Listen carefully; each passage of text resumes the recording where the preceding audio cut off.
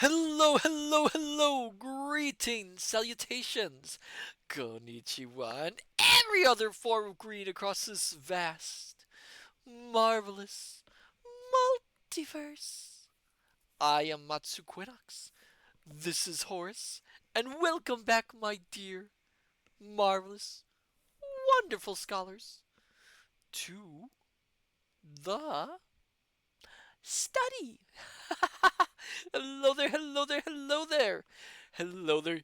In 20, congratulations on getting first. Hello, hello to you. Hello there, Private Maverick. Welcome. Hello there, Dr. Zadium. Welcome. Hello, hello, hello. Hello. How are you? How are all you doing, my fine, wonderful scholars? I hope you're doing well. Excuse me. I need a little drink of water. Julian 20, fantabulicious. Good to hear, good to hear. Dr. Zadium doing okay? Well, I hope that's a good okay and not a bad okay. Or an okay okay. You know? I mean, from where I am, okay means a lot of different things. A lot of different meanings. Dr. Zadium, a good okay. Good, good, good. Oh, hello there. Private Maverick is. Oh, you're on a 7 stream streak. A lucky 7 for stories. Yes, indeed. Yes, indeed. Oh, my goodness gracious. Oh, well, I'm glad to hear everyone's alright. I've been doing okay. I had a little time today to just kind of relax and rest, and other than one little hiccup in the day, it's been pretty alright. Nothing really to complain about. Well, what can I say though? But it's good to be back here. I'm so happy to be reading again. I mean, it just seems like yesterday, well, actually, it was last week, that we were reading, and now we're back reading more. Julian 20, that's good. Good. Well, that is good. Thank you, thank you, thank you, thank you, thank you, thank you, thank you, thank you, thank you. I am running out of things to say. What can I say? But anyway, I digress. Oh, well, I hope things are going well. Yeah, yes. Well, we already talked about how things are going for everyone. Yes. Well, I suppose tonight I should be talking about what I'm doing. Um, yes. Tonight we're doing a reading stream. Julian 20, kind of tired of all the rain. Well, I suppose if you have a lot of rain, you'd get pretty tired of it. I mean, I don't mind rain, honestly. Rain sometimes keeps certain things away, and that's fine by me. But, I understand. I understand some people aren't into rain. I love a good storm, though. Oh, storms are wonderful. Thunder, lightning, the howling of the winds, and you just want to fall asleep to that rain. Oh, I could fall asleep right now. Yes, I could fall asleep.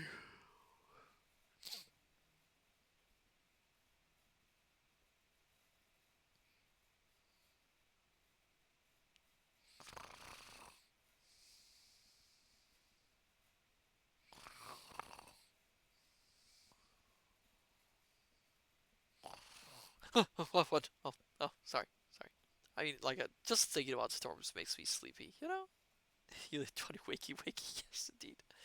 Ah, so where was I? Oh, yes, tonight's story, which hopefully won't put people to sleep. So tonight's story, we are going back to a novel after having a stream of short stories. We will be reading a book called Dr. Sin, spelled S-Y-N. Although the name meaning is somewhat there's meaning behind the name. It was written originally in what year was this written in? I got the book right in front of me. 1915. The actual full title of the book is Dr. Sin, A Smuggler Tale of the Romney Marsh by Russell Thorndike. He ended up writing 8 books in what became known as the Scarecrow series. Very popular.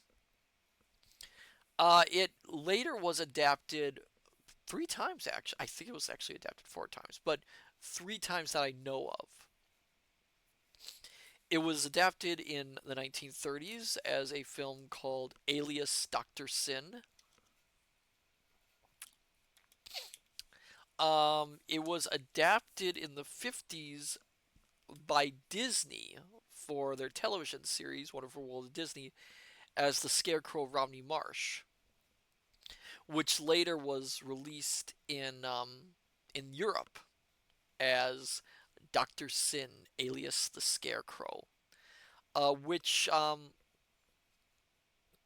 which that was a common thing that Disney did. They would do these Wonderful World of Disney film uh, miniseries, and then they would adapt them into movies for the European market. But anyway, and then it was adapted by Hammer Horror Films as what became known as Night Creatures. Um, that film has an interesting story behind it. They had originally wanted directly to adapt the Dr. Sin books, only to find out that Disney had gone behind their backs and had gotten the rights to the Scarecrow books, which meant that Hammer could at least adapt the first book, but they couldn't use any of the character names. So all the names in the book from the book are more or less changed in the film. It's a little more horror tinged, as you can guess, the Hammer horror film version. And they also couldn't include the whole one of the angles in the film, which is it's kind of sad, but it was expected. The title wasn't even meant to be called Night Creatures. The original title of the movie is called Captain Clegg. It became known as Night Creatures because they had promised one of their American distributors that they were going to release a film called Night Creatures, which was going to be based off the book I Am Legend, and only to discover that the script they had written had been too horrifying even for the British censors. So they had a title and nothing else. So they released the film in the U.S. as Night Creatures to cover up the what they had promised. But as I was saying, this is the first book in the series. I have never read it. It was written in 1915, so this is an uncut version, which means that some, of course, viewpoints may be antiquated and distasteful. I will try to read around some of the more extreme ones, at least the ones that make me feel uncomfortable. But, yes. So then, my dear scholars, shall we begin our journey to Romney Marsh and hear the tale of Dr. Sin?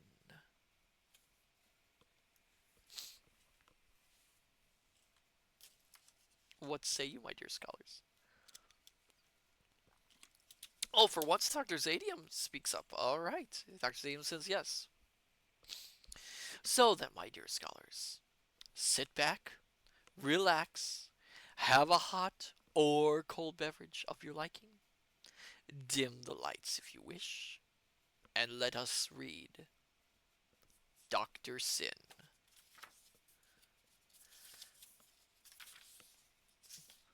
A Smuggler Tale of the Romney Marsh by Russell Thorndike.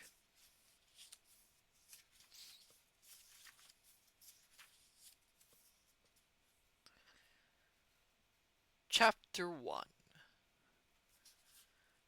Dymchurch Under the Wall. Excuse me. To those who have small knowledge of Kent, let me say that the fishing village of Dymchurch Under the Wall lies on the south coast, midway between two of the ancient Czech ports, Romney and Hythe. In the days of George III, with Trafalgar still unfought, our coast watchmen swept with keen glasses the broad bend of the channel. watched not for smugglers, for there was little in Dymchurch to attract the smuggler, with its flat coastline open all the way from Dover cliffs around Dungeness to Beachy Head, but for the French men o' war. Dymchurch was a happy little village in those days. Ay, and prosperous too. For the squire, Sir Antony Cobtree, though in his younger days a reckless adventurer, a gambler, and a duellist, had of late years resolved himself into a pattern Kentish squire, generous to all, and vastly popular. Equally popular was Dr. Syn, the vicar, a pious and broad-minded man, with as great a taste for good Virginian tobacco and a glass of something hot as for the penning of lawn sermons, which sent every one to sleep on Sundays. Still, it was his duty to deliver these sermons, for, as I have said, he was a pious man, and although his congregation for the most part went to sleep, they were at great pains not to snore, because to offend the doctor would have been a lasting shame.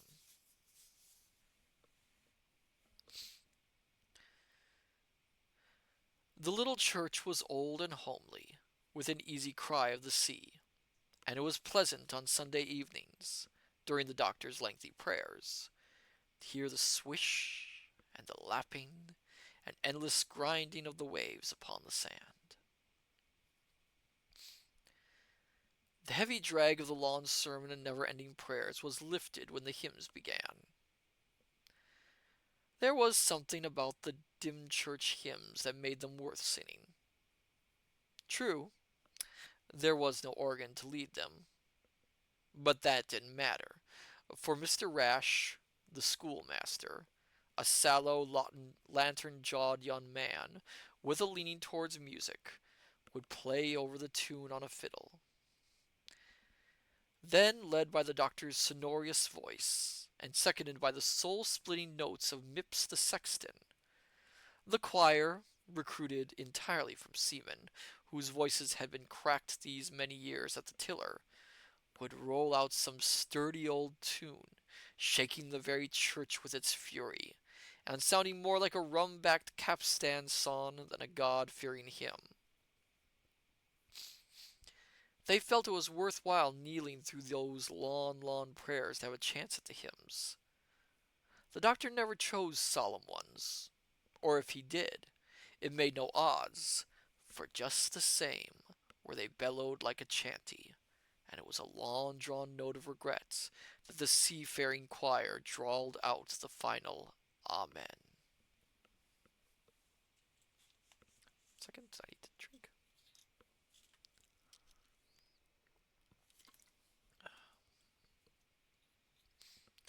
Very often, when a hymn had gone with more spirit than usual, the doctor would thump on the desk of the three-decker and address the choir with a hearty, gotta get this voice right.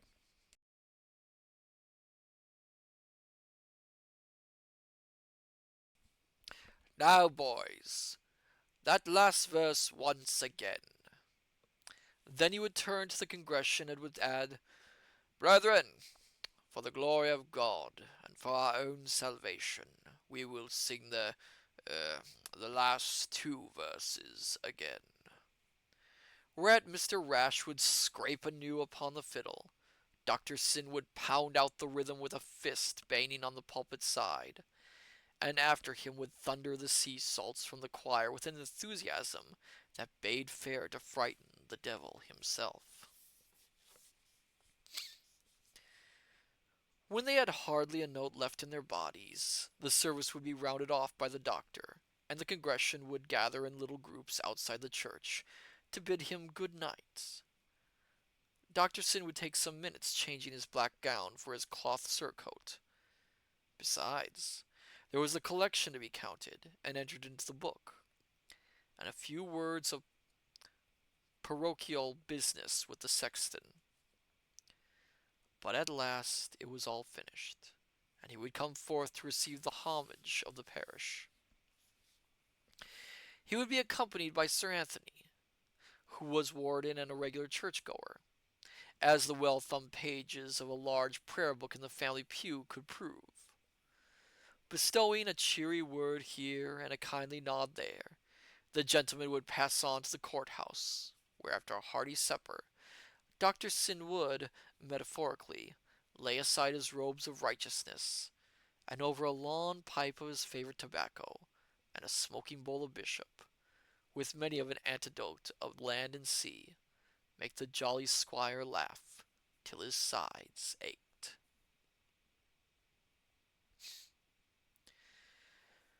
While the vicar entertained his patron at the courthouse, Mr. Mipps in a like manner held court behind the closed doors of the old Ship Inn. Here, with his broken clay pipe a smoke like a burning chimney, and with imminent peril of singeing the tip of his nose, he would recount many a tale of horror and adventure, thoroughly encouraged by Mrs. Waggetts, the landlady, who had perceived the Saxon's presence to be good for trade. Thus it was that, by working his imagination to good effect, Dr. Sin's parochial factotum was plied with many a free drink at the expense of the ship. The little sexton was further encouraged in yarning, because it gratified his vanity to see that they all believed in him. It was exhilarating to know that he really made their flesh creep. He felt a power, and chuckled in his heart when he saw his audience swallowing his exaggerations for gospel as easily as he himself could swallow rum. For Mipps liked rum, having served for a great part of his life as a ship's carpenter. As a seasoned traveler, they respected him for what he hadn't seen of of horrors in the far-off lands. Well, the whole village would have readily staked their wig was not worth seeing. The chapters are very short in this book, it seems. But an interesting introduction, isn't it? Get a little picture of pastoral village life in Kent.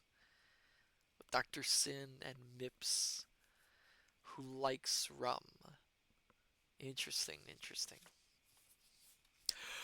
Excuse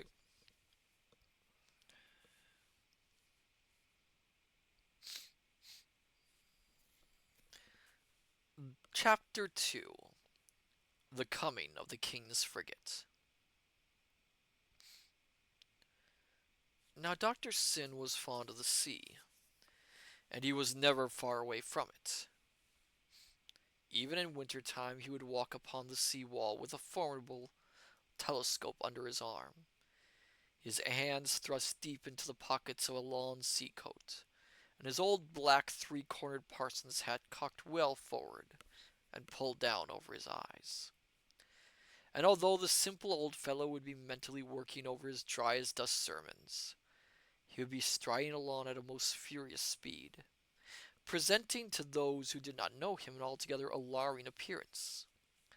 For in tune to his brisk step he would be humming the first verse of a sea shanty that he had picked up from some ruffianly sea dog of a parishioner.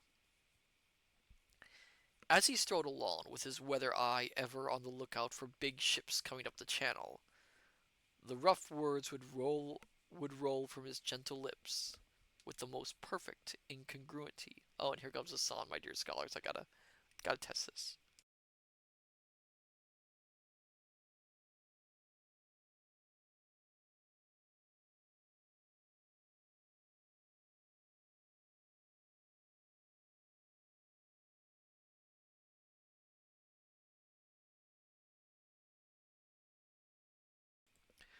Oh, here's to the feet that have walked the plank. Yo ho for the dead man's throttle, and here's to the corpses afloat in the tank, and the dead man's teeth in the bottle. He was as proud of this song as if he had written it himself. and it was a continual source of amusement to the fishermen to hear him sing it. He frequently did this of an evening in the parlor of the old Ship Inn, when he went there for a chat and a friendly pipe. For Dr. Syn was, as I have said, broad-minded, and held views that would certainly have been beyond those of the Diocletian dignitaries. The very sight of a parson drinking with the men in a public inn had a good effect, he declared, upon the parish. For a good parson, like a good sailor, should know when he has had enough. The squire would back him up, and there they would both sit every evening, laughing and talking with the fishermen. But on Sunday nights they dined at the courthouse, leaving the field open for the redoubtable Mipps, who, as I have hinted, took full advantage of it.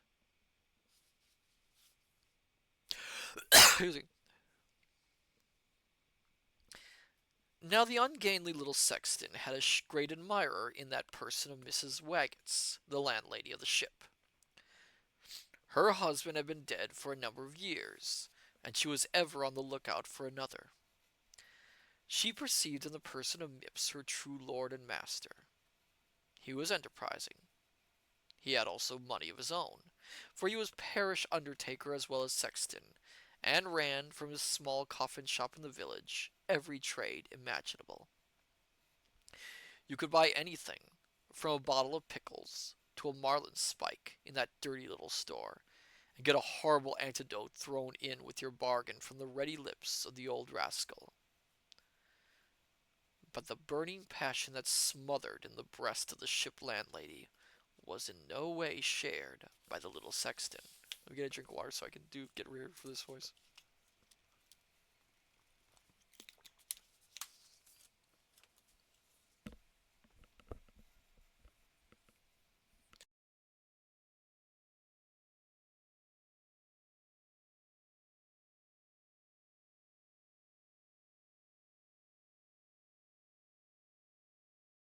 Mrs. Waggetts, he would say, folk in the death trade should keep single.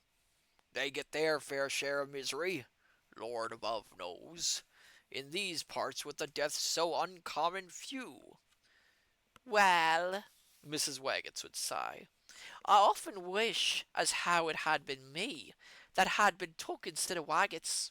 I fair envy him lying up there, all so peaceful like, just a rotting slowly along of his coffin.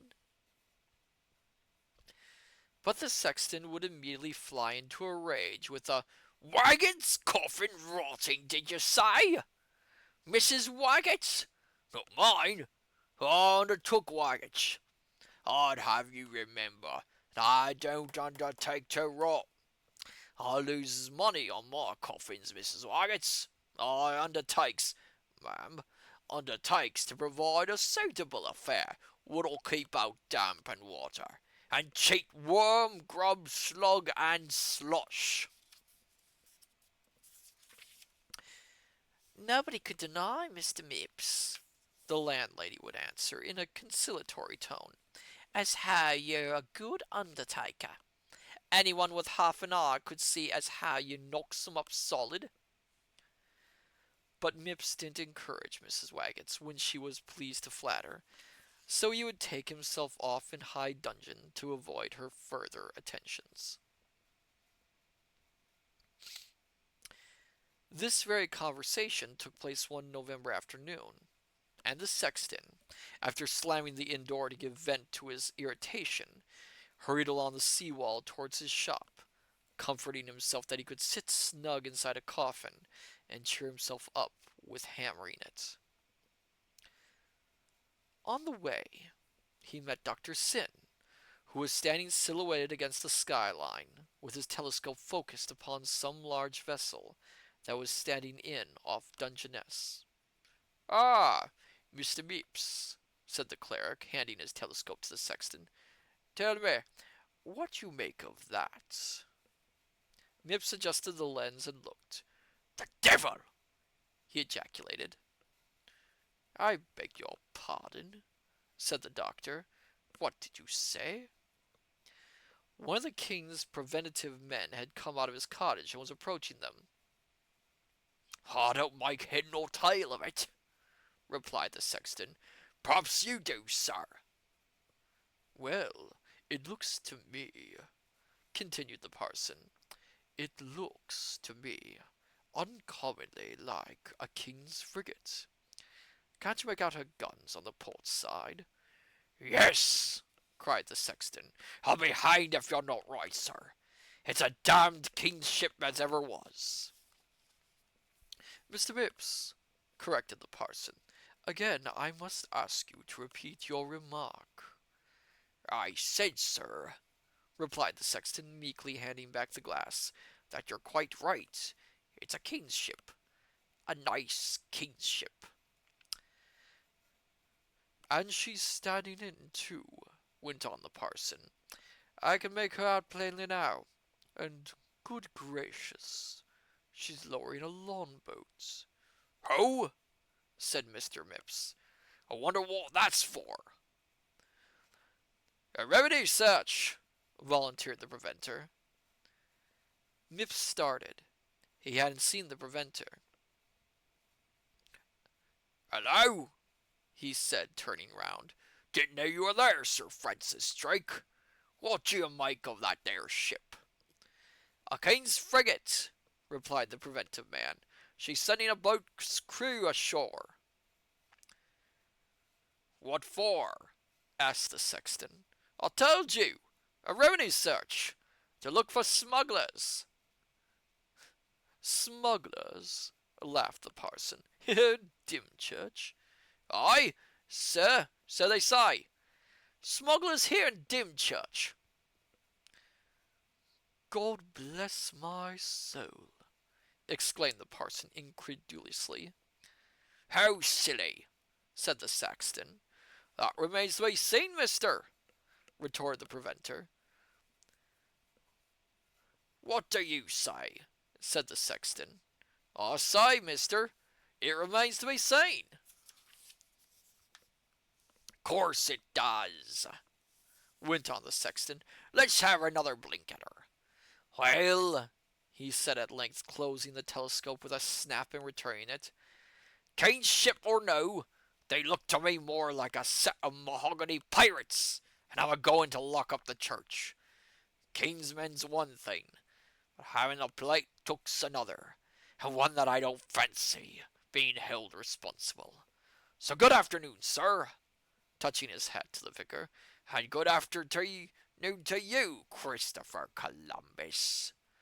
And with this little pleasantry, which struck him as being the height of humor, the grotesque little man hopped off at high speed in the direction of the inn. "Oh, little man that, sir," said the preventer. "Very odd little man," said the vicar. Oh. So I'm not sure if anyone here knows what a revenue man is. Does everyone know what a revenue man is, my dear scholars?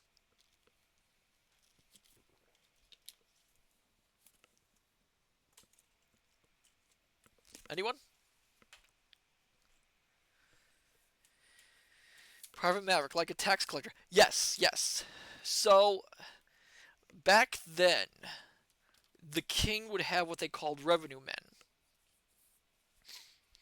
And revenue men would routinely go to villages and towns, usually suspected of smuggling or withholding tax money, and they would essentially investigate it. They were like tax collectors, but they were more like, I'm not sure what the equivalent would be. They were officials, and they essentially had the power of the law behind them, the power of the crown, and they could actually call up soldiers at a moment's notice if they thought there was anything dangerous going on, such as smuggling. They themselves, I don't think, had the power to directly arrest, but they had the power to call in additional help.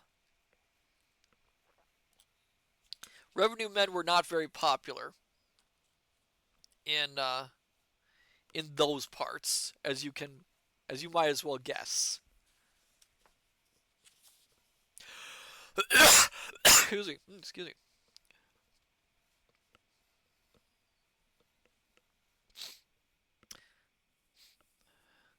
Chapter 3.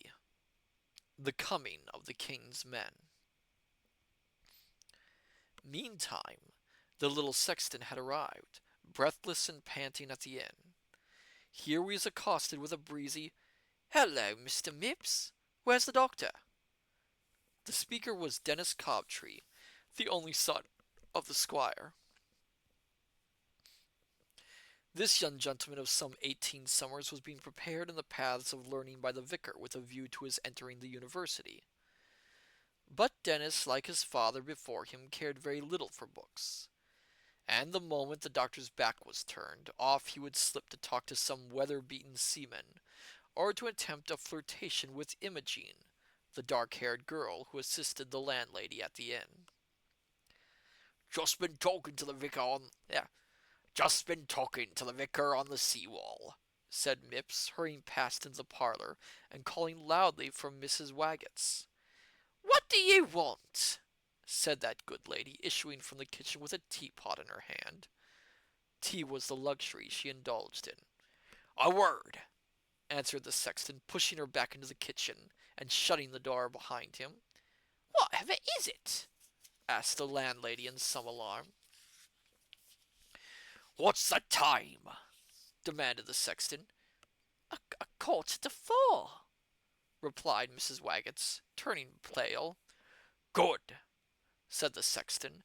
"School will be closing in a minute or two, so send Imogen round here there to ask Mr. Rash to step across lively as soon as he's locked up. But no," he added thoughtfully, "I forgot. Rash is a bit struck on that girl, and they'll linger on the way. Send young Jerk, the pot-boy." "Jerk's at school himself," said Mrs. Waggetts. "Then you go," retorted the sexton. "No," faltered the landlady. "It's all right. I'll send the girl, for she can't abide Rash, so I'll be bound she won't linger. And while she's gone, I'll brew you a nice cup of tea." "Throw your tea to the devil!"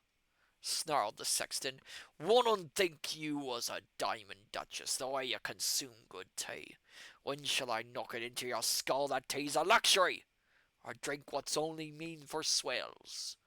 Perhaps you don't know what a power of money tea costs." "Come now," giggled the landlady. "Not to us, Mr. Mipps. Not the way we's get it." Oh, I wonder what that means, my dear scholars. "I don't know what you mean," snapped the wary sexton, "but I do wish as how you'd practice a keeping your mouth shut. For if you opens it much more, that wagging tongue of yours'll get us all the rope." "Whatever is the matter?" whimpered the landlady. "Will you do as I tell you?" shrieked the sexton. "Oh, Lord!" cried Mrs. Waggetts, dropping the precious teapot in her agitation and running out of the back door towards the school. Mipps picked up the teapot and put it on the table. Then, lighting his short clay pipe, he waited by the window. Oh, this is a longer chapter. Okay. In the bar sat Dennis Cobtree, making little progress with a Latin book that was spread open on his knees. From the other side of the counter, Imogene was watching him.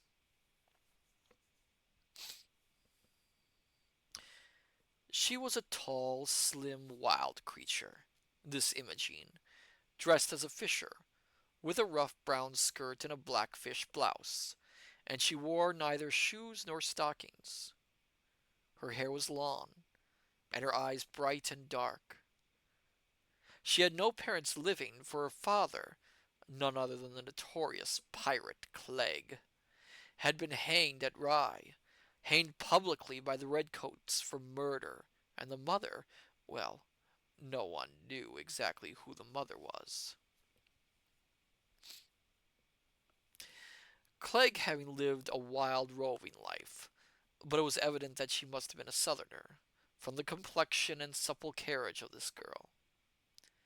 Imogen was a great favorite with all the men on account of her good looks and her dauntless courage when on the boats at sea, for she loved the sea, and was wonderful upon it, her dark eyes flashing, her hair blowing wild, and her young bosom heaving with the thrill of fighting the waves.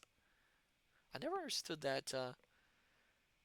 I never really understood what they exactly mean when they say bosom heaving. I can guess, but I'm not sure that's what they mean. So who knows? Imogene liked Dennis because he was nice to her, and besides, he made her laugh. His ways were so funny, his high manners were so funny, but his shyness attracted her most. He was shy now because they were alone, and the boy knew that she was watching him. So he made a feint of studying his book, but Imogene could see that his mind was not on his reading. "You don't get on very fast, Mr. Dennis," she said. Dennis looked up from the book and laughed. "No," he said, "not very. I'm afraid I'm not very fond of books." "What are you fond of?" said the girl, leaning across the bar on her bare elbows. "Oh, what a chance to say you," thought the young man, but somehow the words wouldn't come. So he stammered and said, "Oh, nothing much. I like horses. Rather, yes, I like riding." "Is that all?" said the girl. "About all," said the boy. "Mr. Rash, the schoolmaster, tells me that he likes riding," went on the girl mischievously. "He also likes books. He reads very fast, much faster than you do." "Not Latin books, I'll be bound," said young Dennis, starting up scarlet with rage, for he hated the schoolmaster, in whom he saw a possible rival in the girl's affection. "And as for riding," he cried, "a pretty fellow that to talk of riding, when he doesn't know the difference between a filly and a colt. He sits on an old white scrag bones, jogs along the road at the rate of Dykewater, and calls it riding. Put the fool on a horse, and he'd be a skull under the hoofs before he dug his heels in. The man's a coward, too. I've heard tales of the way he uses the birch only on the little boys. Why, if they'd any sense, they'd all mutiny and kick him round the schoolhouse." More water.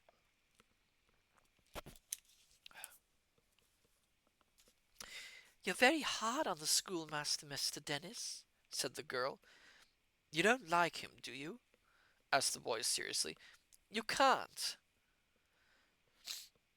But the girl only laughed, for into the bar parlor had come Mrs. Waggetts, accompanied by the gentleman under discussion, and followed by young Jerk, the pot boy. Excuse me.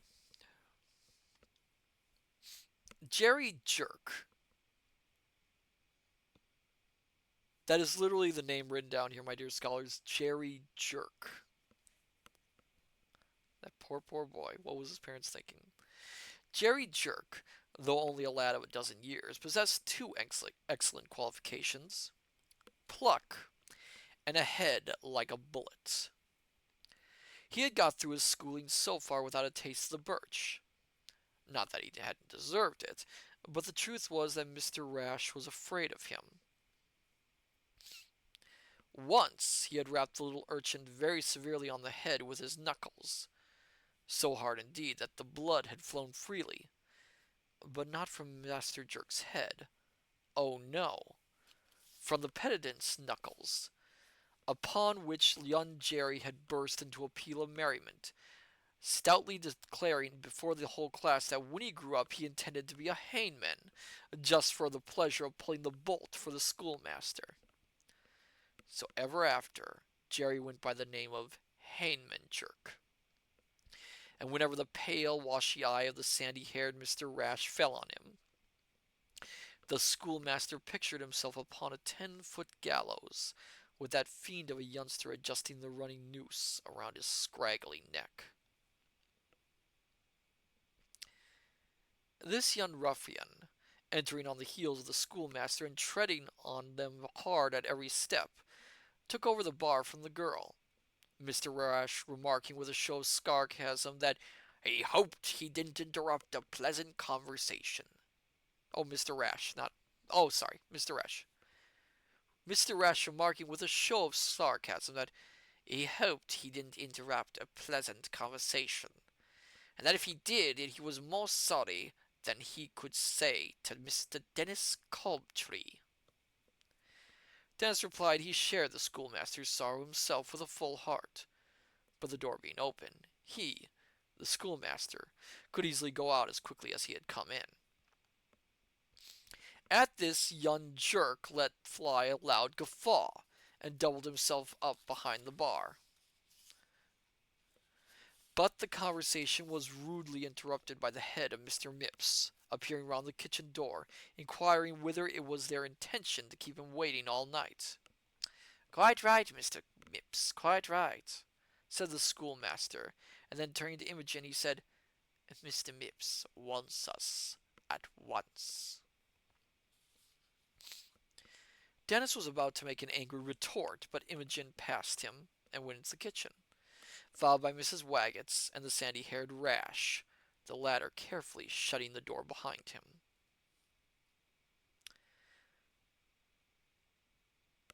Dennis now found himself alone with young Jerk. The would-be hangman was helping himself to a thimble of rum, and politely asked the squire's son to join him. But Dennis refused with a curt "No, he didn't take spirits." "No?" replied the lad of 12 years. "Oh, you should. When I feels regular out and out, and gets fits of the morbids, you know, the sort of time when you feels you may grow up to be hanged, man, and not the hangman. I always take myself a thimble of neat rum. Rum's the drink for Britons, Mr. Cobtree. Rum's what's made all the best sailors and hangmen in the realm." "If you go on drinking it at this rate," replied Dennis, "you'll never live to hang that schoolmaster." "Oh," answered Jerry thoughtfully. "Oh, Mr. Dennis, if I thought there was any truth in that, I'd give it up. Yes," he went on with great emphasis, as if he were contemplating a most heroic sacrifice. "Yes, I'd give up even rum to hang that schoolmaster, and it's hanging as well get him, and not old Mr. Mipps, the coffin knocker." Dennis laughed at his notion and crossed to the kitchen door, listening. "What can they be discussing in there so solemnly?" he said more to himself than to his companions. But Jerry Jerk tossed off the pannikin of rum, clambered on the high stool behind the bar, and leant across the counter, fixing Dennis with a glance full of meaning. "Mr. Cobtree," he whispered fearfully, "you are older than I am, but I feel somehow as if I can give you a point or two, because you've got sense. I'm a man of Kent, I am, and I'm going to be a hangman sooner or later. But above all, I belongs to the marsh and understand her. And them as understands the marsh, well, the marsh understands them. And this is what she says to them as understand her. Hide yourself under the green until you feels you're ready to be real mud. I take your advice, I do. I'm under the green, I am. But I can be patient, because I knows as how some day I'll be real dirt. You can't be real dirt all at once, so keep green till you can. And if I has to keep green for years and years, I'll get to mud one day, and that'll be the day to hang that Rash and cheat old Mipps of his body." And to encourage himself in this resolve, Jerry took another thimbleful of rum. What does that even mean? I have to wonder. "I'm afraid I can't follow you," said Dennis. "You and me too, both, Dennis." "Don't try to. replied the youngster. Don't try to. You'll get in time. The mars'll show you. She takes her own time, but she'll get you out of the greens some day, and ooze you up through the slushes, and then you'll be a man of Kent, and no mistaking you. Excuse me. Dennis, not being able to make head or tail of this rigmarole, laughed again, which brought Jerry Jerk with a bound over the bar. See here, Mr. Cobtree, he hissed, coming close to him. I likes you. You're the only one in the village I does like. I'm not wanting anything from you. I'm just speaking the truth. You're the only one in the village I haven't hanged in my mind. What's more to the point, you won't blab if I tell you. You're the only one in the village I couldn't get hanged. What on earth do you mean? Said the squire's son. What I've said, replied the urchin. Just what I've said, and not another word to you do you get from me but this. Listen! Do you hear that Saxon in there mumbling? Well, what's he mumbling about? I don't know, and I don't know. At least it's not exactly. But there's one who does. Come over here. And he led Dennis to the back window and pointed out over Romney Marsh. She knows. That there Marsh. She knows everything about this place, and every place upon her. Well, I'd give up everything I've got or shall get in this world. Everything. Except that schoolmaster's neck. To know all she knows. 'Cause she knows everything. Mr. Cobtree, everything she does. In every house there's murmurings and mumblers are going on. And in every dark out there, there's the same ones. The very same ones. Out going. You can hear 'em yourself, Mr. Cobtree, if you stand amongst 'em. You try. But oh, Mr. Dennis. And he grabbed his arm imploringly. Don't try to understand them dykes at night. She don't talk then, she don't. She does. She just does then. She does all the mumbles and murmurs that have whispered to do. And it's death on the marsh at night. I found that out. He added proudly. Do you know how? How? Queried Dennis. By going on out on her in the light and gradually getting used to what she says. That's how. And that's the only way.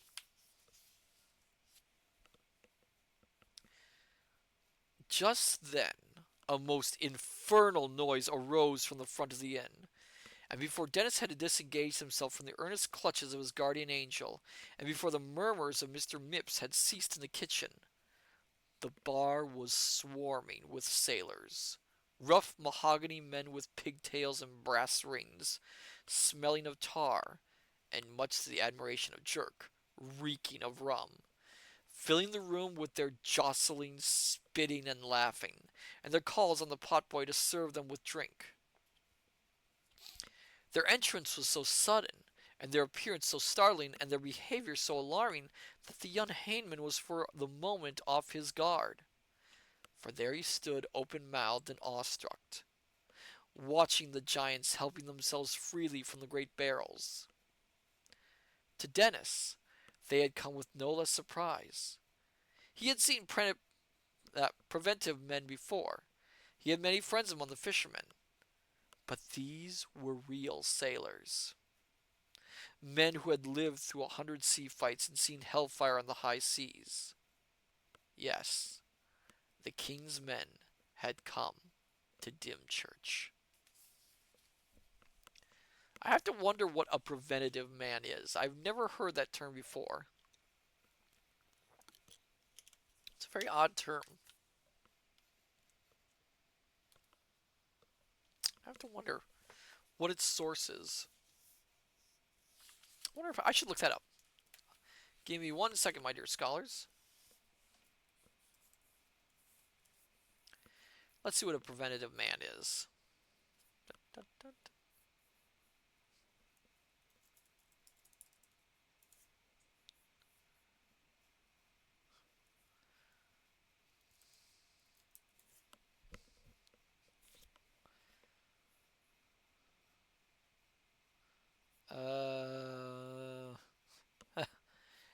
It doesn't.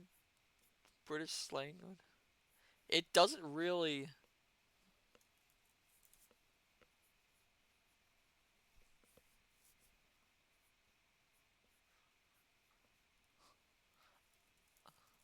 It doesn't really give a word for it.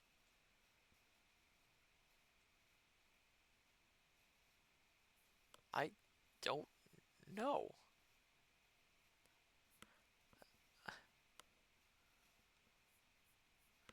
Oh, I see it, I see it. I had to dig a little bit. Preventative man might be the same as a boat swan. So, sort of the safety man on board a ship.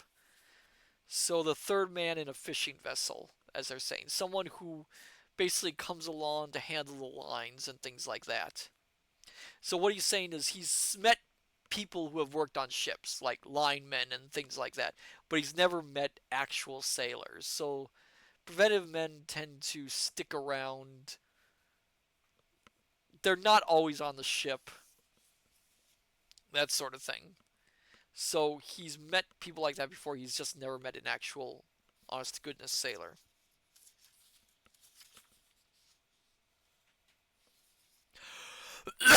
Excuse me.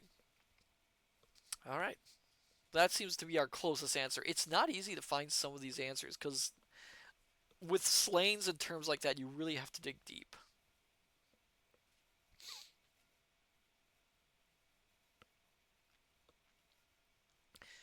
Chapter 4.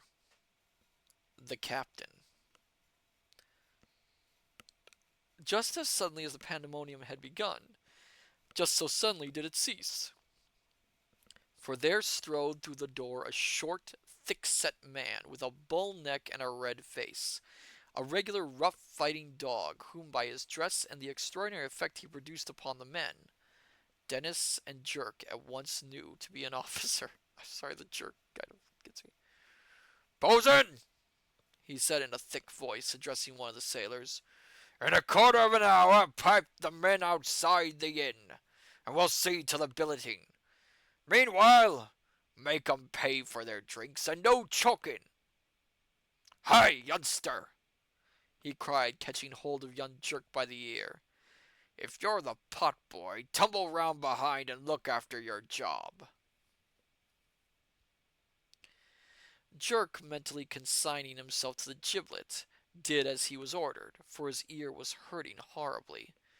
"And now, sir," went on the officer, addressing himself to Dennis, "is there any in this law-forsaken hole who can answer questions in King's English?" "Certainly, sir," said Dennis proudly, "if they are asked with a civil tongue. I am Denis Cobtree, and my father's squire is the best known man on the marsh." "Then," ordered the sea dog curtly, "fetch him along here, quick." "Really, sir," retorted Dennis hotly, "I do not think you would afford him sufficient interest. He has not the honour of your acquaintance, and I am bound to think that he'll have no great zeal to make it." "Nor have I," said Mr. Mipps, who had been looking round the kitchen door. "I don't like his looks."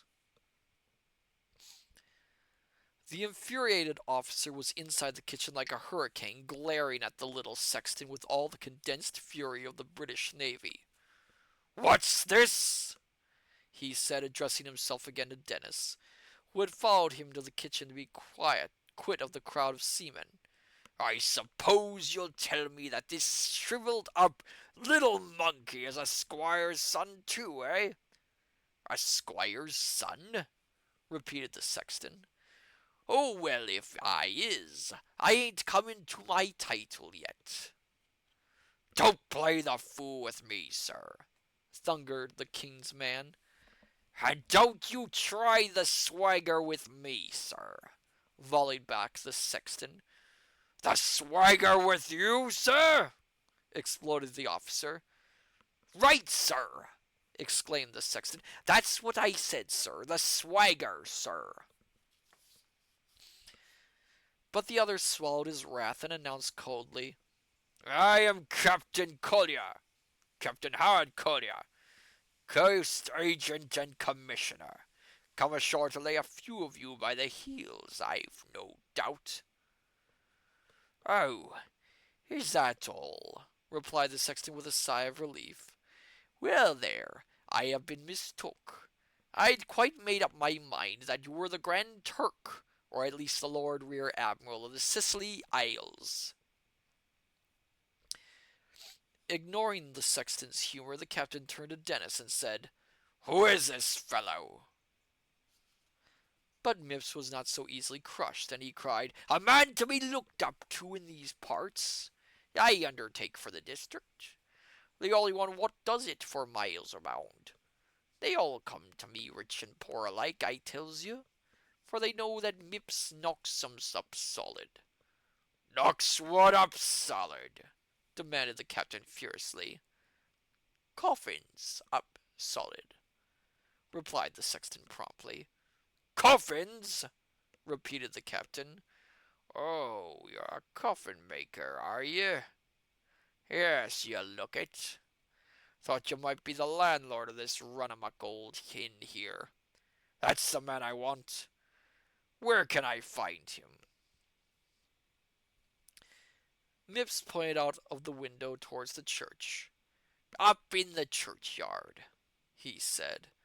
"What's he doing in the churchyard?" demanded the captain. Mipps came right up to him and whispered in his ear the significant word, "Whadups." Warups. Warups? Don't know what that means. "What?" Shouted the captain, who didn't understand. "Shh!" said Mipps, pointing across at Mrs. Waggetts, who had begun to weep into her apron.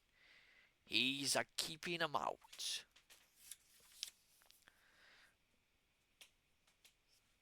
"Keeping who out?" snapped the captain. "I keep telling you," replied the sexton. "Warups." "Hanged if I can make out what you say." The captain's patience was well nigh exhausted. "Go and fetch the landlord," he ordered. I would that I could," sobbed Mrs. Waggetts. "Oh dear, oh dear!" The captain turned on her with an oath. "What's the matter with you, my good woman?" he said. "That good woman is the landlord," volunteered Mr. Mipps. "You exasperating little liar!" shouted the captain, seizing the enigmatic sexton and shaking him violently. "You said the landlord was in the churchyard a minute ago." "A minute ago!" cried the breathless undertaker. "Why, he's been there a year and a half. There he'll stop what time as they gets him. Though I must say I gave him the best pine. I knocked him up solid with my own hands. Released from Mrs. Waggetts, I left him to the maggots. And there's Waggetts, and she's the landlord." "Well, ma'am," said the captain, coming to the point at once, "you must really blame yourself if your scores are not settled. A little pot-boy who has to stand on tiptoe to look over the bar is not the sort of person to prevent people helping themselves. And that's what my seamen are doing now. Helping themselves." I gotta get a drink again. It's hard to do these voices. I'm trying not to do too rough a voice. Ah.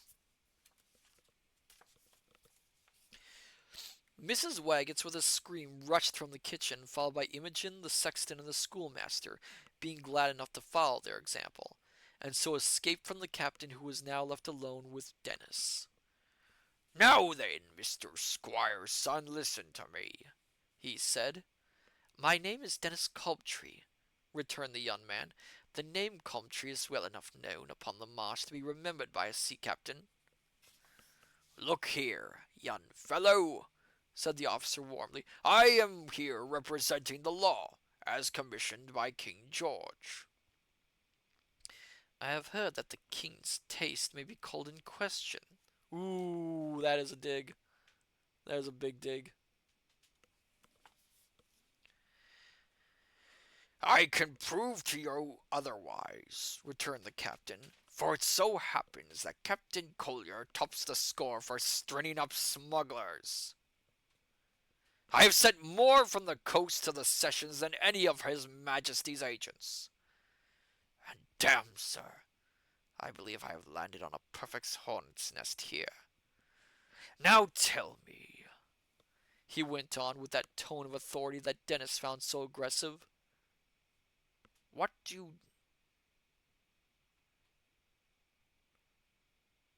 what do you know of the smuggling business in these parts? One second, my dear. I was gonna say smugglers. One second, my dear um, scholars. I have to get my voice a quick break for a second.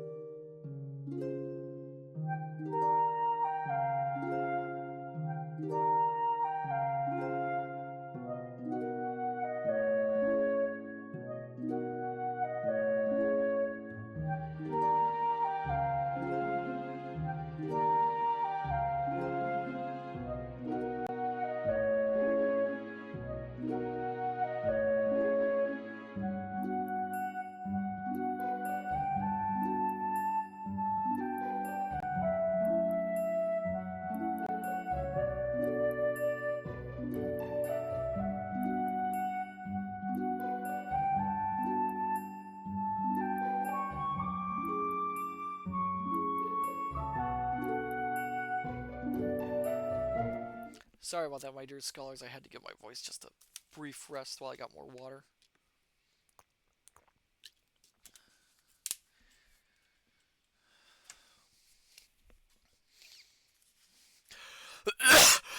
Excuse me.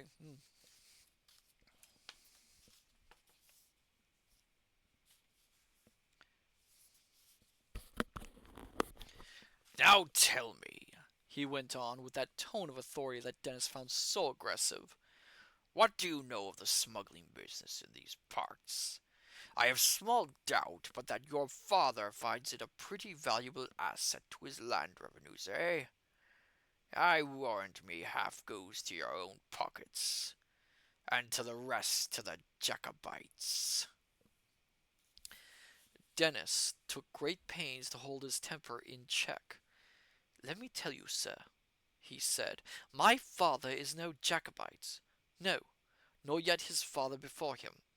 Although he has withdrawn from political strife, he is still a sound Whig, and on that score he and I have but little sympathy together, for I stoutly affirm that the Dutchman has no right whatever in England, and I never lose an opportunity of drinking to our king over the water, and praying for a speedy restoration."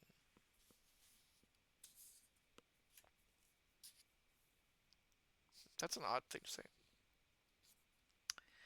So, I should mention this little historical thing. If you recall from our kidnapped reading, the Jacobites are those who believed that the line of King Charles should be restored after he was. Oh, hello there! Oh my goodness, Raiders! Hello there, Raiders! Welcome! Hello there, Issa! Oh, you made me jump! I was just doing a little history lesson. Oh, thank you for the raid! Hello there, Ike!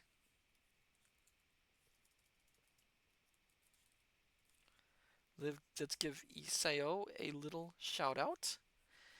How have you been doing, Isa? What have you been playing or reading or what? What was your? How are you streaming? What were you streaming, Isa?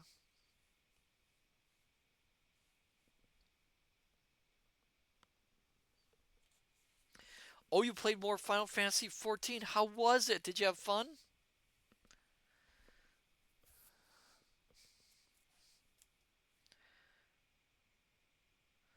Isa, that game has me by the tism. Oh, it sounds fun. It sounds like a lot of fun.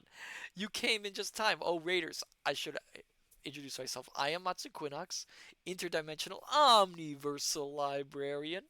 This is Horace, and I do gaming streams usually on Tuesdays, reading gaming streams on Mondays, reading streams on Thursdays, and tonight we are reading Dr. Sin, A Tale of Smugglers on Romney Marsh. Uh, I was just explaining a little bit of history lessons. So, for those who are here for my kidnap reading, the Jacobites are the followers and believers in the idea that the line of King James is the authentic, proper line to the British throne. after his son, his grandson, I think actually, King James II, got kicked out of England during the Glorious Revolution. The Jacobites, especially in Scotland, rose up, trying to oust the line of King George, the Hanovers, from England. They did not succeed. But what they're talking about now is, at the time, they believe that this squire in the town is a Jacobite, who were involved in smuggling. After all, what better way to raise money for the Jacobite cause than to do it via smuggling? I'll continue my book reading. So then, Raiders, please sit back, relax, have a hot or cold beverage. If you have to step away, that's fine. If you want to lurk, that's fine. But please enjoy and thank you for coming here.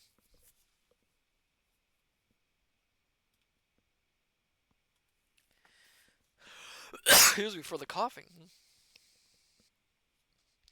You just bear in mind, young man, said the captain, that the year 45 was not so very long ago. I am here to look for smugglers, not rebels, but there's still a price on their head, so you should keep whatever opinions you may hold to yourself. If you really, if you are really here to look for smugglers, said Dennis, you must first take pains to curry favor with my father, for he is the head of our jurisdiction. The marsh has its own laws, sir, and you will find to your inconvenience, I fear, that the leveller of the marsh Scots is a big power. I hold my commission from the King's Admiralty, and that's enough for me, laughed the captain. And for marshmen too, as you'll find. Possibly, sir. You have not heard of the old saying that the world is divided into 5 parts: Europe, Asia, Africa, America, and Romney Marsh. We are independent on the marsh. The Act of Parliament, retorted the captain largely, brought in by the late King William against those smugglers will cook that goose, young sir. Ah, well, said Dennis finally, it's no odds to me, but let me tell you this. Your King George may rule at Whitehall, but my father rules on Romney Marsh. And humming an old royalist tune, much to the annoyance of the captain, the young man sauntered out of the inn.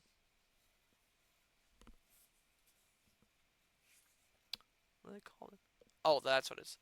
There's a little note here noting that the leveler of the Marsh Scots is an old title of the head magistrate on the marsh.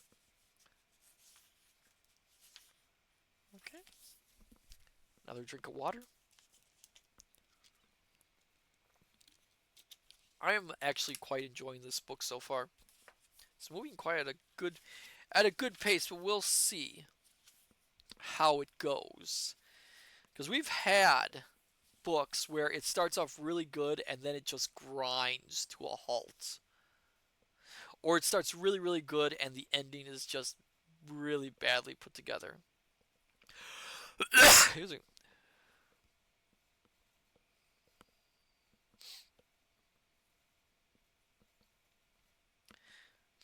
A bottle. Chapter 5. A bottle of Alsace. Left to himself, the captain rapidly examined the kitchen. Then going to the door that led to the bar parlor, he called out, Boatswain, come in here and bring that man with you. I'm removing a term here that I kind of makes me feel uncomfortable. The boatswain answered with alacrity, pushing before him into the kitchen an altogether horrible apparition, a thin man in the dress of a navy cook. His skin was cracked like parchment and drawn tightly over the prominent cheekbones. His black eyes shone brightly, and the lids turned up in the corners. The unusual brilliance of his eyes may have accounted for by the scrags of pure white hair that grew from the skull. These were bound at the back into a thin pigtail, leaving the sides of the head bare, and it must have been this that gave him the curiously revolting look, for the foreigner had no ears. Lovely. Another terrible thing about him was that he could not speak, for his tongue had been cut out by the roots. He had evidently suffered much, this cook.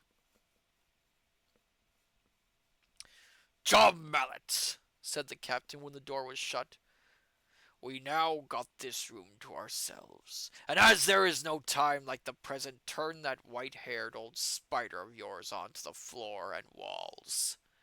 This paneling seems likely." That is gruesome.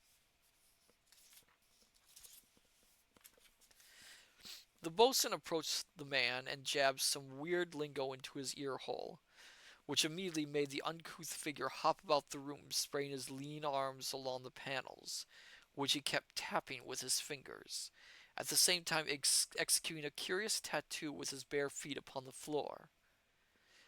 In this fashion he encircled the room twice, apparently without achieving any result. In the corner of the room was fixed a wooden table with a heavy flap, which reached nearly to the ground. Upon this table was a large assortment of cooking utensils, while underneath, almost entirely hidden by the flap, there reposed a like collection of buckets, pails, and old saucepans. The man, after his double journey round the room, turned his attention to this table. He struck the flap up, and pushing aside the pots and pans, uttered a strange, excited gurgle. You? "Ah!" said the captain to the boatswain, "your spider has caught a fly, eh?" Job Mallet looked under the table. I just realized that's Job, not Job. Job Mallet? Job Mallet looked under the table and saw the man pulling desperately at a brass ring that was fixed to the floor. Pushing him aside, the boatswain had picked up a trap and was ascending a flight of steps before the captain had even locked both the doors. "What is it?" He whispered, for the boatswain had entirely disappeared. "Here you are, sir," said the sailor, reappearing with a bottle in his hand. "There's a wine cellar down there the size of an admiral's cabin." "Oh," replied the captain. "Well, like enough it's the regular cellar." "Then why should they be at such pains to hide the entrance, sir?" returned the boatswain. "There's nothing in that," replied the captain. "It's natural they don't want every Tom, Dick, and Harry going into the wine cellar." "I suppose it is, sir," agreed the boatswain. "But it looks a costly bottle. Thought it could do with a bit of a shine out," he added, spitting on it and giving it a vigorous rub with his sleeve. "Let's look at the label," said the captain. "Alsace, white, rare 500. What on earth does 500 mean?" "The date, sir!" ejaculated the boatswain. "It's the date! My eye, that's enough to give a man a bad head. It's over 1,000 years old." "Nonsense, my man," said the captain, laughing. "It means that this bottle is one of a cargo of 500. "Of course," said the boatswain, slapping his knee. "What a thundering old idiot I am, to be sure. You're right, sir, as you always are, but for see, the other 499 down below there, but," he added ruefully, "we've got no proof that they're smuggled." "We'll soon get that," said the captain, thrusting the bottle into the capacious skirt pockets of his sea coat. "Put these things back, and summon the landlady." Then the captain unlocked the door quietly and opened it. Coming up quickly from a stooping position near the keyhole was Mr. Mipps, the sexton. "You're a fine fellow." How was Mr. Mipps' voice? Sorry. "Aye, you're a fine fellow," he said, not at all put out by the countenance by the captain having found him eavesdropping. "A very fine fellow to come looking for smuggling, when a gang of blasphemous scoundrels won't kick up more to do than the Tower of Babel. Look here, sir, are you coming in to keep order or not? I only want a word, yes or no, I shall go straight round to the courthouse and report you to the squire, and then perhaps he won't put you and your crew into the cells there. Perhaps he won't. Only perhaps, 'cause I'm dead sure he will. What are my boys doing? Laughed the captain. What are the little dears not doing? Answered the sexton, thoroughly angry. Oh, nothing, I assure you. Only upsetting the barrels, throwing about the tankards, stealing the drinks, and making fun of Mrs. Waggetts. Oh, that's all right, said the captain. Tell Mrs. Waggetts to come here. You tell worse men than yourself to do your dirty work, replied the sexton. I don't know if this term is offensive or not. I'll just say it anyway because I think it's a nautical term. Do you think I'm a powder monkey that I should fetch and carry Mrs. Wiggins for you? Fetch her yourself, or send old Fat Sides there, he added, jerking his thumb at the boatswain, or that dear old white-haired admiral what's lost his ear flaps. And for me, I'm going to the courthouse, and if you don't know what's for, you'll soon learn, you and old Fat Sides. The boatswain made a grab at him, but Mips slipped through the crowded bar and was running up the high road. The captain stepped into the bar. Order was at once restored. Now, ma'am, he said to Mrs. Waggetts, while the boatswain is seeing that your score is paid, give me a bottle of wine. Port or claret, sir? Said the landlady. Neither, said the captain. I have a fancy to try a bottle of Alstanton. Yes, a white wine from Alsace. But before the captain had time to smack his lips, Mrs. Waggetts replied, We don't keep that, sir. No? Queried the captain. Drink?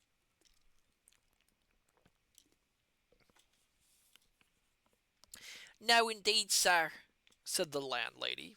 You see, there's no call for it in these parts. And then the customs are so high we couldn't afford to stock it for the few and far betweens as might ask for it.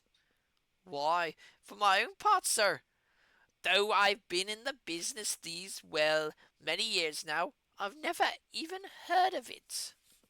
Oh, no, Mrs. Waggett. Really? Said the captain.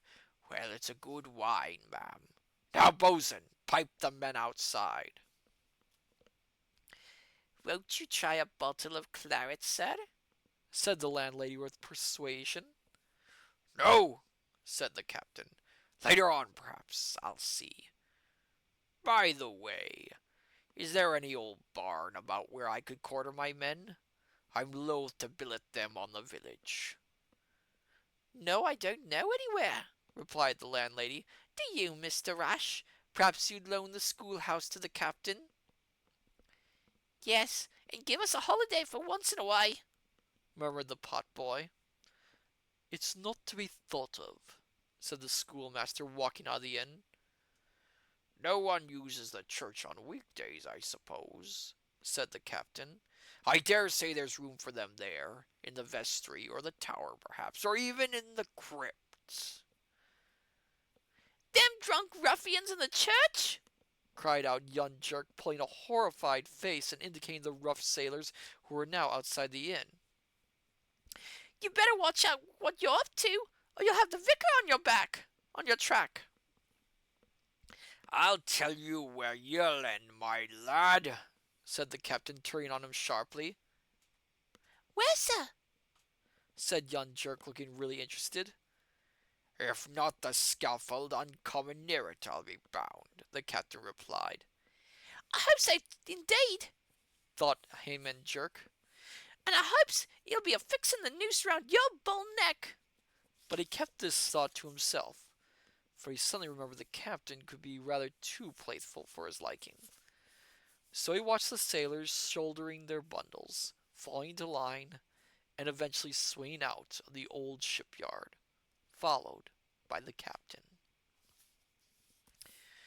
We're probably going to read one more chapter, my dear scholars, because I can hear my voice giving out a little bit.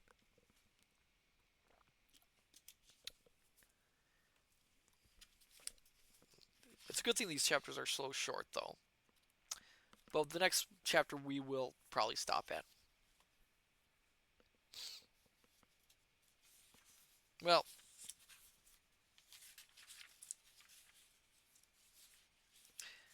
yeah, because the next one after it is long. Well, we'll see. We'll see. We'll see. But probably the next one will be last. Are you enjoying the book, by the way, dear scholars? I hope you are. It's interesting. We have quite the cast of characters.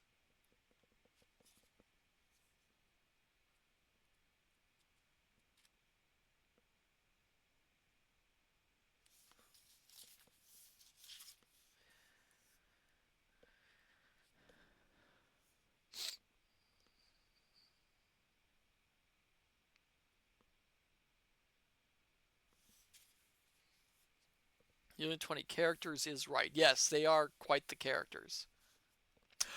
Excuse me. Chapter 6. Dr. Sin takes cold.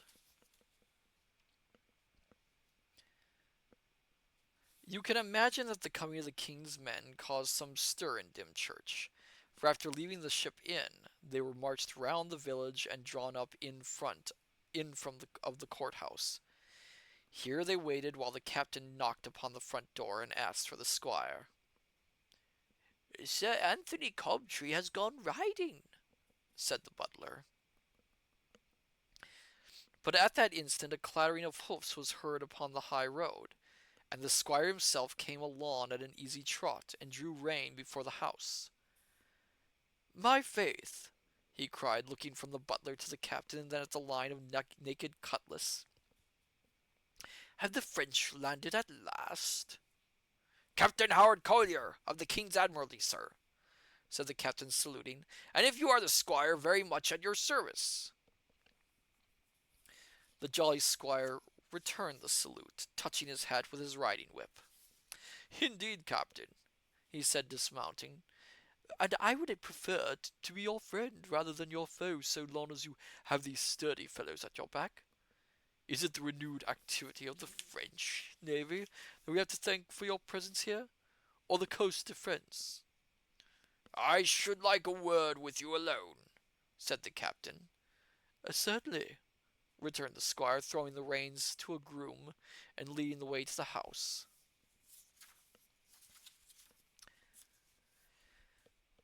They crossed the large hall, and the squire, opening a door at the far end, invited the captain to enter the library. There, in the recess of the old mullioned window, sat Dr. Sin, deep in a dusty tome that he had taken from the bookcase. "Ah, doctor," said the squire, "they didn't tell me you were here. No further need to fear the French fleet. The King's Admiralty have had the kind grace to furnish us with an officer's complement. Captain Collier, Dr. Sin, our vicar." I'm trying to remember Captain Sin's voice. Give me a second.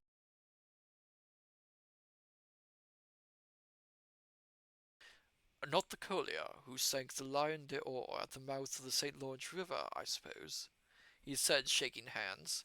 "The same," returned the captain, highly delighted that the achievement of his life had been heard by the parson. "Captain Howard Collier, then commanding the Resistance, a brigantine of 22 guns. Indeed, sir, the French government kicked up such a devil of a row over that little affair that I lost my command.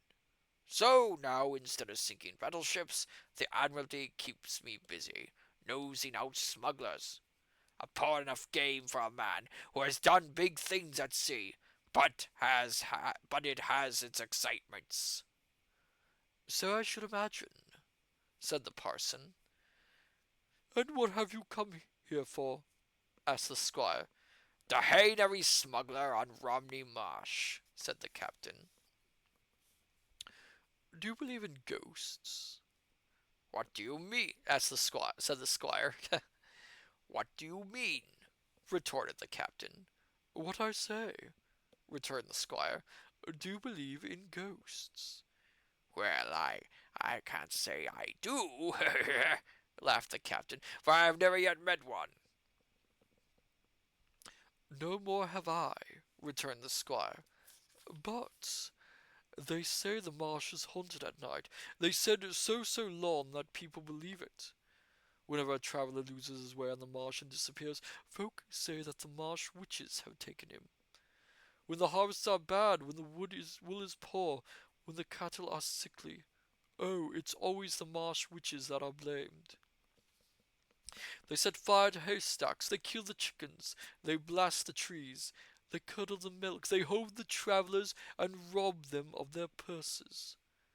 In fact, all the vices of the marsh, really performed by Master Fox or Master Careless or Master Footpad, are all put down to the poor marsh witches. More water.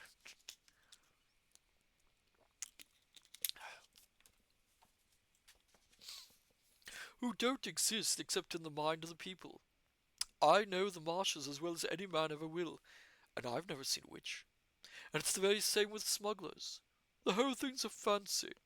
I've never caught 'em at it, and I keep a stern enough eye on my farms, I can tell you. Why, I'm a positive king, sir. Do you know that if a man working in the neighborhood doesn't please me, I can shut every door of the marsh against him? Why, these farmers are all scared stiff of me, sir. I'd like to see the man who went against the laws of Romney Marsh. I can tell you, sir, that I'd soon settle his business. You are perhaps too confident, sir, suggested the captain. Not a bit, sir, exclaimed the squire. Mind you, I don't trust him. Oh, Lord, no. I just know him to be honest, because I don't give him the chance to be otherwise. Why, I have a groom in my stables awake all night in case I want to surprise a farm 10 miles away. Smugglers! Pooh! Rubbish! Then you consider that I am here on a wild goose chase? Said the captain.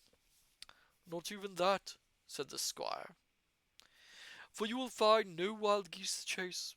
However, you need not regret having been sent here, for we can give you good entertainment. And I'll bet my head that after you have stayed with us a week or so, you'll be sending in your papers to the Admiralty, and settling down on the marsh as a good Kentish farmer.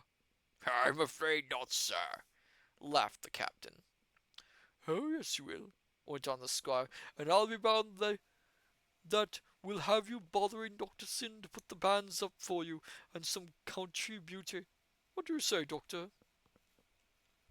Well, chuckled the parson, if a man wants to marry and settle down and live happily ever after, as the saying goes, why then, Kent's the place for him. It's a great country, sir, especially south and east of Medway, famous for everything that goes to make life worth living. Yes, take him on the whole, said the squire. The king can boast of no greater jewel in the crown of England than the average man of Kent. Well, agreed the captain, I've heard say that Kent has fine clover fields, and it's evident to me that I'm a lucky devil, and have fallen into one. But I must see to the billeting of my men. Perhaps you can advise me. But the squire would not hear of business until the captain had cracked a bottle of wine with them and promised to lodge himself at the courthouse, Dr. Syn readily placing the large brick-building vintage vicarage barn at the disposal of the men. So, having settled all admirably, I can tell I'm tired. So, having settled all that, and promising to return within the hour for supper, the captain, piloted by Dr. Syn, and followed by the seamen, proceeded to inspect the barn, and it was not long before the sailors had converted it into as jolly a lodging as one could wish to see, with a great log fire ablaze in the stone grate, and a pot of steaming victuals swinging from a hook above the flames. Are you all here? Said the captain to the boatswain before rejoining the doctor outside the door. All except Bill Spiker and that man, sir, Replied Job Job Mallet. I sent 'em for rum. Here they are, if I mistake not. And indeed, up the barn came two seamen carrying a barrel. Now, said the captain to Dr. Syn, I am ready to return to the courthouse.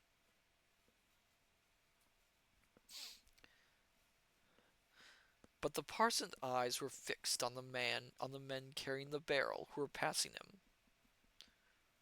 Who is that man? Who is that man? He said to the captain, shivering violently, for a cold fog had risen with the night. That's Bill Spiker the gunner, said the captain. Do you know him? No, the other, the other, exclaimed the doctor, still watching the retreating figures, who was now being received with shouts of welcome from the barn. Oh, that fellow, returned the captain. Useful for investigation work. An ugly enough looking rascal, isn't he? A very ugly rascal, muttered the doctor, walking rapidly from the barn in the direction of the courthouse. You look cold, remarked the captain as he stood outside the courthouse door. Yes, it's a very cold night, returned the doctor. Why, I declare my teeth are chattering. And we'll stop there. We got through 6 chapters tonight. Oh my goodness, my dear scholars. It's quite that's quite a few actually, isn't it?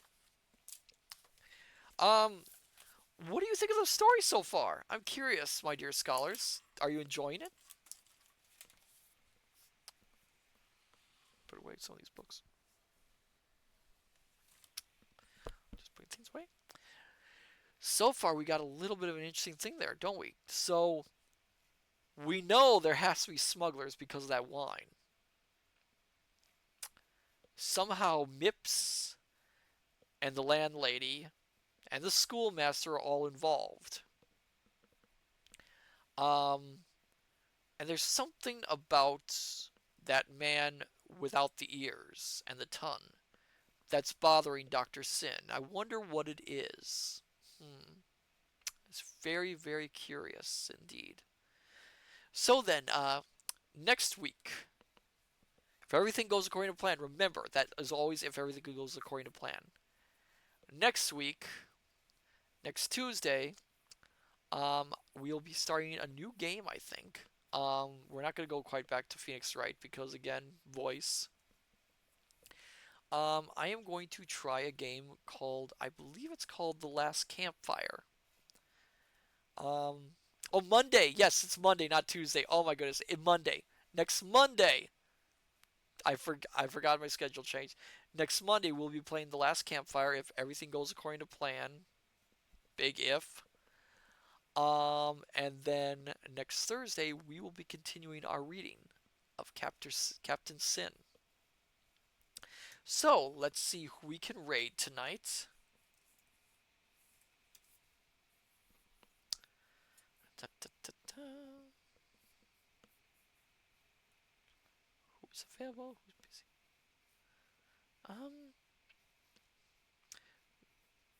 Do we want to Do we want to raid a reading streamer or do we want to raid a gaming streamer, my dear scholars?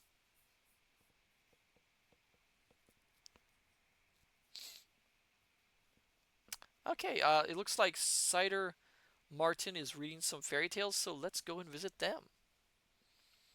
So then, my dear scholars, I say unto you, good evening, good morning, good afternoon, till we meet each other again at the study. Take care, and I shall see you next time. Till then, farewell and bye-bye.